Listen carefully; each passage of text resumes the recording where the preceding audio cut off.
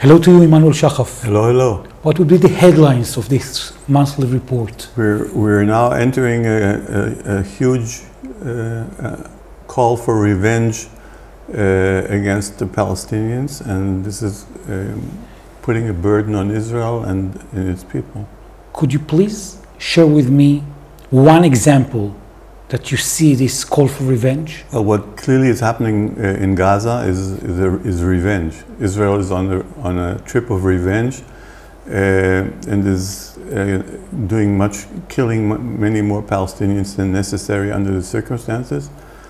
And this is purely for revenge, not for military purposes. Maybe this is what is still needed in order to accomplish a total victory, a complete winning after what happened in the massacre of October 7th. There won't be a total victory. There's no total victory against a force like Hamas. You can downgrade Hamas more and more and more, but all you're doing is you're killing more and more civilians in the process.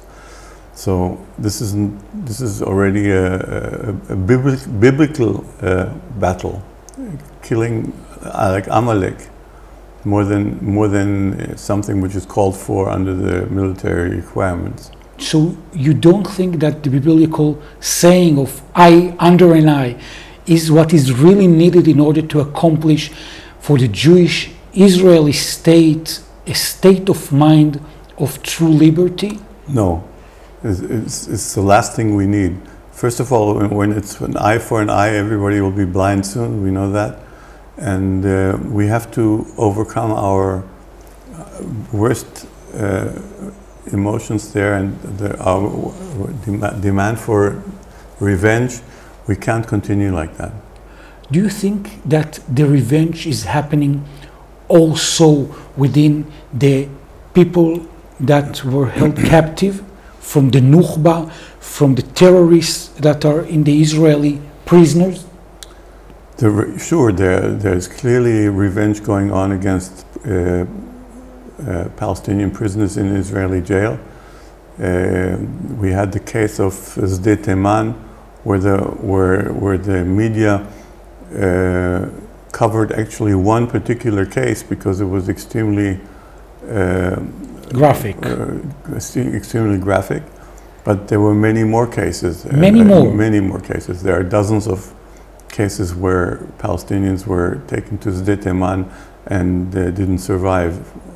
They were taken alive and they didn't survive, and they were not taken as injured. They were taken alive and well, and they came out dead. So who is doing that revenge? That's remains to be discovered, but obviously it's under Israeli authority. And do you think that this kind of revenge might happen or is already happening with the 58 Israelis that are being held in Gaza, in the tunnels, in the tents, in the Hamas and Jihad Islamic? May very well be that Hamas conducts their revenge on them, and that they're not going to survive.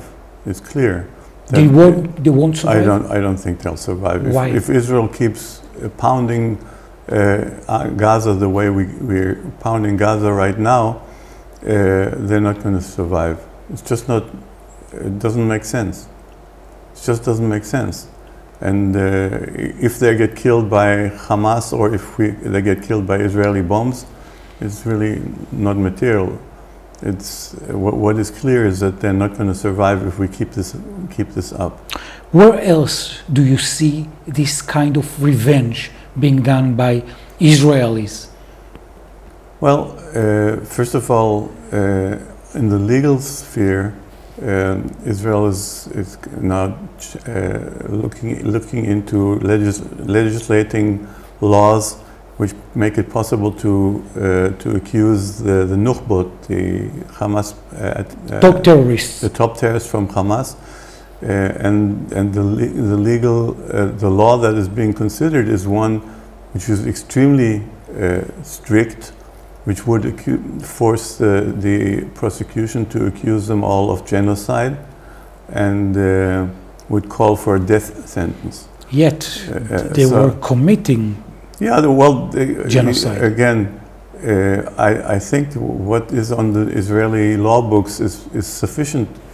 If we were able to put to trial Adolf Eichmann, I think we should be able to put to trial the Nukhba from 7th of October without making a change to the law. But the law that is being considered now is one which is clearly a revenge, a call for revenge more than anything else. And what do you think about the shooting towards the Supreme Court? Well, this is just another symptom of the violence which is going on, the right-wing violence mainly, in addition to individual attacks on individuals who happen to be Arab or happen to be Reform Jews. The violent calls for action against the Supreme Court resulted in somebody shooting out the window in the Supreme Court. Do you think that a judge might get hurt? Yeah, very sure. And the next step is to beat up the judge, or more than that, or worse than that. If Netanyahu or Ben Gvir would listen to you right now and would be here in the studio, we say, hey, the left wings, they entered the headquarters of the Likud, Metzudat Ze'ev, and they are trying to create violence also there. So there is an equality. There's no equality when the violence is sanctioned by the government, and this is actually what's happening. The Minister of Public Security, which is of National Security, that is Ben Gvir, is basically sanctioning that violence by not prosecuting. The people who committed the pogrom in Ra'anana against the Reform synagogue there, that happened 40 days ago. There's still nobody has been taken to investigation, and no accusations have been published. There are accusations against the government, Gali Marav Miara. She's the legal consultant, and she's being accused by the government.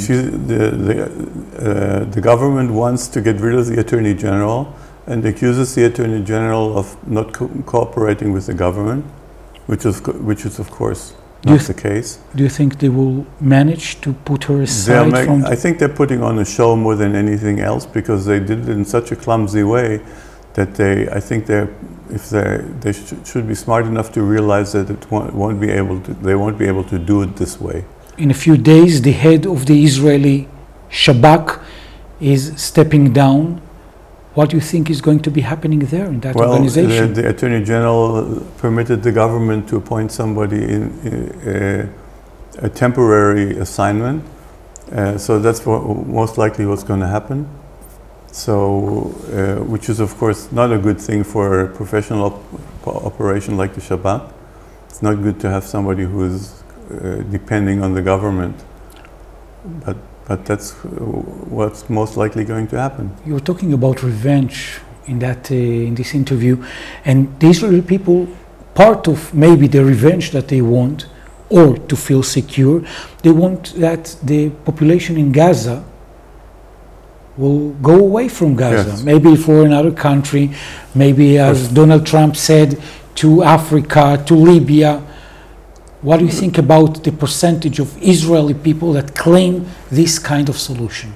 I think it's a sign of the moment. It's again these feelings of revenge which come to play here more than anything else. I don't think that Israelis clear thinking would come to the same conclusion, because as we know that things like that, the Nakba is still a problem, and it hasn't, and just transferring people away. If they want to be transferred, yeah, well, if they will say we know that that's a shaggy dog story. That doesn't work that way. They have no homes. Everything was demolished. Okay, so they live in tents until it's being rebuilt. Okay, Israel can come to play there too. We have to live with the Palestinians. We have 7 million Palestinians in this area. How many are we going to transfer. We can't transfer them all. We can probably not even transfer half or a third. Okay, so what is the future for this undertaking? The Jewish state will lose all legitimacy if this is actually going through. You're talking about the future. Do you think that Israel has a future, a clear one? Well, right now it doesn't have a clear future. It's clear it's definitely in danger.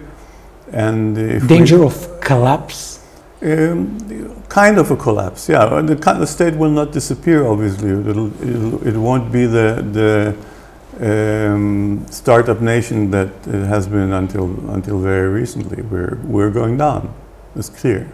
Do you think, Emanuel Shahaf, you're always emphasizing towards the end of the interview one upside, one good news, one point of light that you're seeing in the tunnel? What would be this one now? The only thing I can think of now is the publication of our book, Shared Sovereignty, together with Taysir Abu Saada. The new book. The new book, which tries to keep a light burning even in these dark times. I hope it will get a lot of publicity. The headline of the book would be? It's Shared Sovereignty, a federal state, a joint federal state, Israeli-Palestinian joint federal state with Gaza a separate entity. I think that's the only thing that we can hope for. Do you think that's the new beginning of the end of the Israeli state as we know it? It could very well be. If we get enough support for it, then it could be. Do you see another solution? I don't see another solution. So this is the only one? In my eyes, it's the only one. But I'm, of course, biased. What can you say? So been working on this for many years. Quite a few years. Yeah, so many years, with lectures, with a book, with interviews. People that want to be part of the community, of the federation, of the new book, of you, Emanuel Shahaf, how can they reach you? On Facebook, Emanuel Shahaf, or the Federation Movement, or Identity, the Quest for Israel's Future. Emanuel Shahaf, I want to thank you very much. Thank you. Thank you.